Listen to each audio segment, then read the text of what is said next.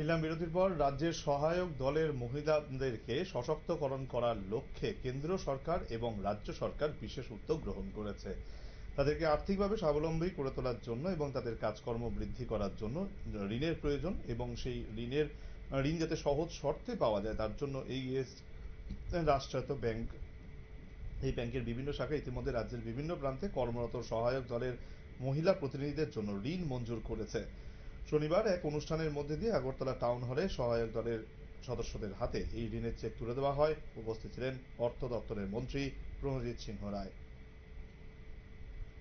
আর যদি দেখতে যাই, যদি উন্নতি বা যদি বলে ডেভেলপমেন্টের ডিফারেন্স যদি বলি আমরা, তাহলে প্রধানমন্ত্রী নেওয়ার পর থেকে সারা দেশের মধ্যে জন্ম হওয়ার পর থেকে মৃত্যু পর্যন্ত যদি এক এক করে ধরা যায়, মানে বলতে গেলে লম্বা হবে।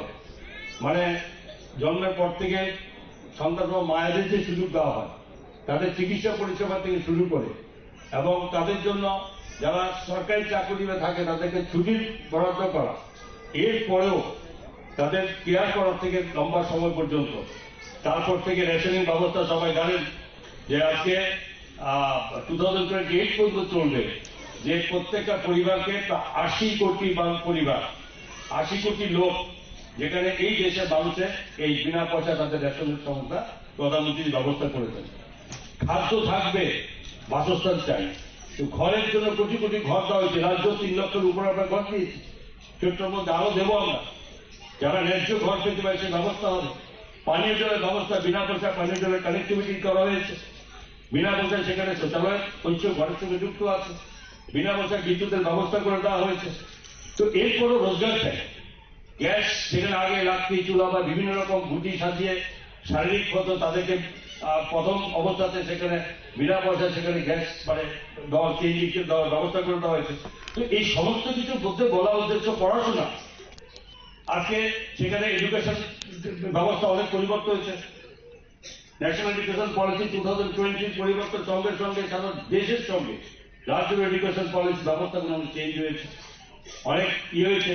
আজকে ত্রিপুরার একজন স্টুডেন্ট পড়াশোনা করলে দিল্লির সঙ্গে কম্পেয়ার করা চলতো না আগে। আজকে ত্রিপুরার ছেলে পড়াশোনা করলে আজকে সেখানে দিল্লি, বম্বে বা অল ইন্ডিয়াতে সেখানে কম্পেয়ারের প্রশ্ন আসে। কোথায় ডিফারেন্স হয়েছে। কৃষি ব্যবস্থা কত উন্নত হয়েছে। মনে আছে আমাদের 6,550 টাকা ছিল পার হেড, সেখানে কৃষিকে তাদের রোজগার ছিল। আর সেখানে আমাদের টার্গেট ছিল যে 13,000 আমরা ডাবল করবো। তো আজকের দিনে official non official but official হবে।